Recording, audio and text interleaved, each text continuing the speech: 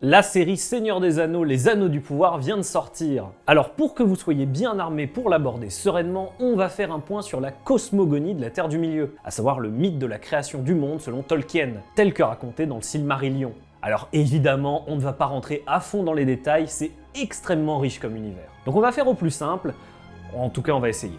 C'est parti.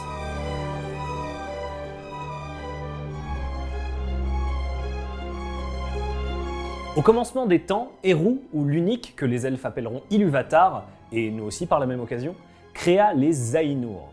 Les Ainur sont des esprits, et ces esprits entonnèrent des chants si harmonieux qu'ils inspirèrent à Ilúvatar une grande musique. C'est de cette musique que naquit Eia, le monde qui sera plus tard baptisé Arda. La musique combla le vide. Mais parmi les Ainur, un individu émit des dissonances. Il se nommait Melkor et poussé par sa propre ambition, il décida de rompre l'harmonie, transformant la musique en tumulte. Et lorsque Ilúvatar songea à créer ses enfants, les elfes, les premiers-nés, et les hommes, les successeurs, Melkor n'avait qu'une idée, il voulait les dominer. Dès le commencement du monde, il amena l'obscurité. Plusieurs parmi les Ainur choisirent de descendre sur le monde où ils prirent le nom de Valar. Chacun à leur manière, ils façonnèrent leur vision pour donner forme à Arda.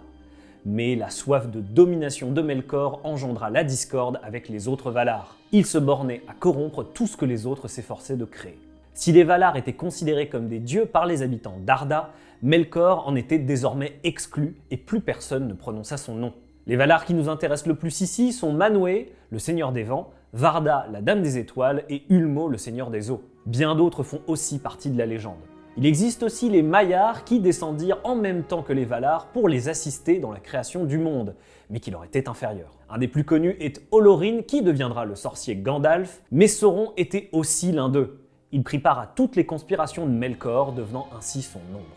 Après l'apparition d'Arda, 2 lampes plus hautes que les montagnes furent créées. C'était pour les Valar le moyen de faire briller pour la première fois la lumière sur le monde d'Arda. Elles furent baptisées Illuin au nord et Ormal au sud. Et avec leur lumière vint la paix. Mais elles attisèrent très vite la convoitise de Melkor, qui brisa les lampes et abattit les colonnes qui les soutenaient. Alors ce fut le chaos. L'équilibre entre les terres et les mers fut rompu, et le visage du monde fut changé. Ce fut la fin du printemps d'Arda, mais cela permit la formation de la Terre du Milieu, qui était située au centre d'Arda. Les Valar partirent s'établir à Valinor, au pays d'Aman, dans les terres immortelles de l'Ouest, situées de l'autre côté de la Grande Mer, dont on entend pas mal parler dans les films du Seigneur des Anneaux.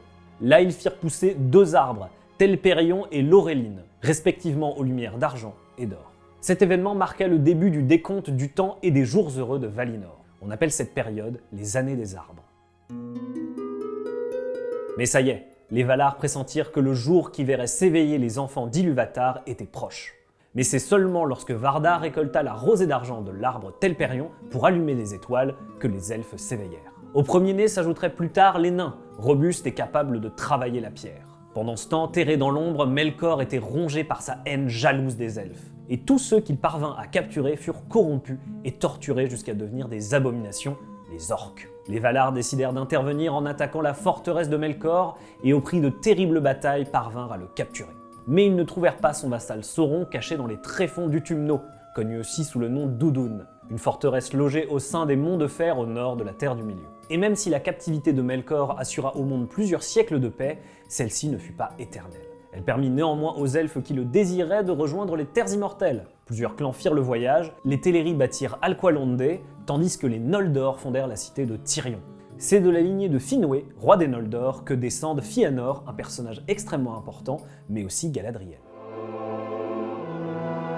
Fëanor donc créa 3 fabuleux joyaux, les Silmarils, dans le but de préserver à jamais la lumière des arbres de Valinor. Après 3 siècles de solitude en captivité, Melkor fit semblant de se repentir. Il répandit alors le bruit parmi les elfes que les Valar comptaient les supplanter pour une race d'hommes mortels et sema le doute chez les Noldor. Il leur apprit à forger des armes, puis retourna Fëanor contre les siens, ce qui condamna ce dernier à l'exil. Melkor alla chercher une Goliath, la grande araignée au plus profond des ombres, et prit désormais la forme d'un chevalier noir, immense et terrible, pour préparer sa vengeance. Il frappa les 2 arbres de sa lance de ténèbres, puis une Goliath en aspira la sève jusqu'à ce que son poison les dessèche. C'était le crépuscule de Valinor qui fut alors plongé dans les ténèbres. Melkor tua Finwë pour s'emparer des Silmarils qu'il sertit sur une couronne de fer et il fut rebaptisé pour toujours Morgoth, le noir ennemi. Fëanor fit alors le serment avec ses 7 fils qu'il se vengerait de quiconque détiendrait un Silmaril. Il convainquit les Noldor de quitter les terres immortelles pour reprendre les Silmarils sur la Terre du Milieu. Parmi tous les elfes, Galadriel fut touchée par ces paroles. Elle était impatiente de partir vers une terre sans frontières. Mais certains ne faisaient pas confiance à Fëanor. Les Noldor se séparèrent alors en 2 groupes, les adeptes de Fëanor d'un côté et ceux de Fingolfin, le fils de Finwë, ancien roi, de l'autre. Le premier groupe s'empara de force des navires cygnes d'Alqualondë, se retournant contre leurs propres frères, les elfes Teleri, qu'ils massacrèrent. Dès leur arrivée en Terre du Milieu, ils brûlèrent les navires. Fëanor pensait que les partisans de Fingolfin seraient totalement inutiles. Fingolfin n'avait plus le choix. Il devait guider les elfes au nord à travers les glaces d'Elcaraxë. Parmi eux, on retrouve Galadriel et son frère Finrod.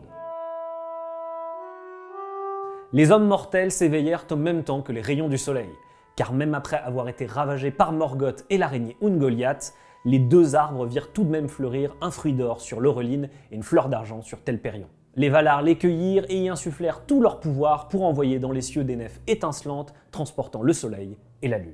Au fil des âges, de nombreuses batailles opposèrent les elfes, les hommes et les nains aux légions de Morgoth, qui étaient composées d'orques, de balrogs et de dragons. Et certains des plus beaux royaumes furent ravagés. Et c'est arrivé au point que les Valar et les Maillards durent intervenir durant la guerre de la Grande Colère afin de repousser Morgoth. Malgré tout, les terres de Beleriand, à l'ouest de la Terre du Milieu où les Noldor s'étaient installés, furent entièrement détruites et submergées sous la mer. Quant à Fëanor, il ne survécut pas aux blessures infligées par Gothmog, le plus terrible représentant de la race des Balrogs. Galadriel et son frère Finrod finirent par se séparer. Galadriel resta aux côtés de Celeborn, son époux, en Doriath, sous la protection de Thingol, dirigeant des lieux. Fingolfin devint haut roi des Noldor depuis la mort de son frère Fëanor, et il défia Morgoth dans un duel effroyable.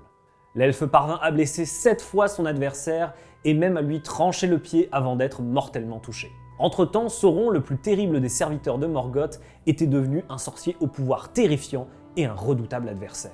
On dit que le plus haut fait de l'histoire des elfes et des hommes fut accompli par le mortel Beren et l'elfe Lucienne. Tous 2 parvinrent à récupérer l'un des 3 Silmarils. Finrod, le frère de Galadriel, joua un rôle majeur dans cette quête où il affronta Sauron au cours d'un duel de champ magique, même s'il fut vaincu. Le Silmaril fut remis par Beren à Thingol, le roi de Doriath, mais ça causera finalement sa perte. Il fut tué par une convoitise encore plus grande que la sienne, celle des nains. Et c'est une des raisons qui font que les nains et les elfes se détestent. On retrouve pas mal de similarités entre les effets de l'anneau unique et les Silmarils, avec l'obsession qu'ils créent chez les gens qui entrent en contact avec. On va se diriger vers l'une des histoires les plus notables de la Terre du Milieu, le voyage des Arendil. Gondolin est une ville elfique cachée. Là-bas est né un des héros les plus importants de la Terre du Milieu, et Arendil. Il était le fils de l'humain Tuor et de l'elfe Idril, fille du roi Turgon. Ce dernier était lui-même le 2e fils de Fingolfin.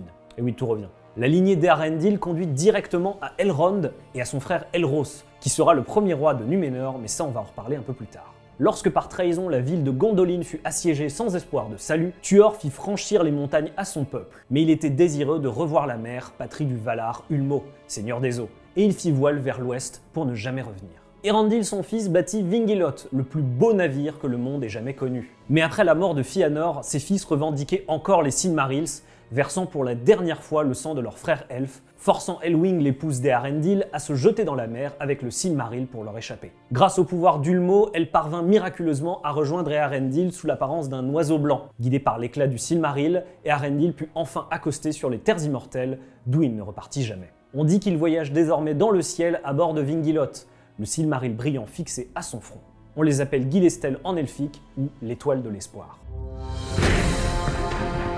Les Valar accordèrent à Eärendil leur pardon pour les Noldor. Ils avaient besoin d'aide pour la grande guerre de la colère qui devait mettre fin aux agissements de Morgoth. Depuis les airs dans son navire volant, Eärendil transperça le plus puissant des dragons, Encalagon le Noir. Acculé, Morgoth tenta de fuir, mais il fut capturé et les derniers Silmarils furent arrachés de sa couronne de fer. Ils furent confiés à Eonwë, le représentant des Valar, et de Manwë plus précisément. Mais après une ultime tentative des fils de Fëanor pour s'en emparer, tous les Silmarils trouvèrent leur place dans le monde, l'un au ciel, l'autre dans les profondeurs de la terre et le dernier au fond de l'eau. Morgoth fut précipité dans le vide éternel et cela mit fin à l'histoire du Premier Âge.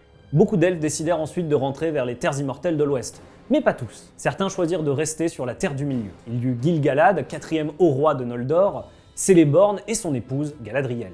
Elle était la seule qui restait de ceux qui avaient conduit les Noldor hors des terres immortelles avec Fingolfin.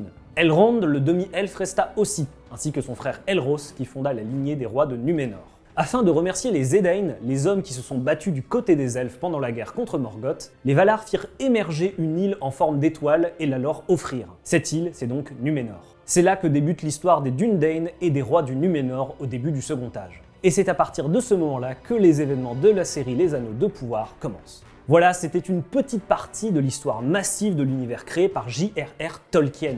Et merci à Romendil pour l'écriture de ce texte. On vous invite évidemment à lire le Silmarillion si vous voulez en savoir plus. Allez, à la prochaine.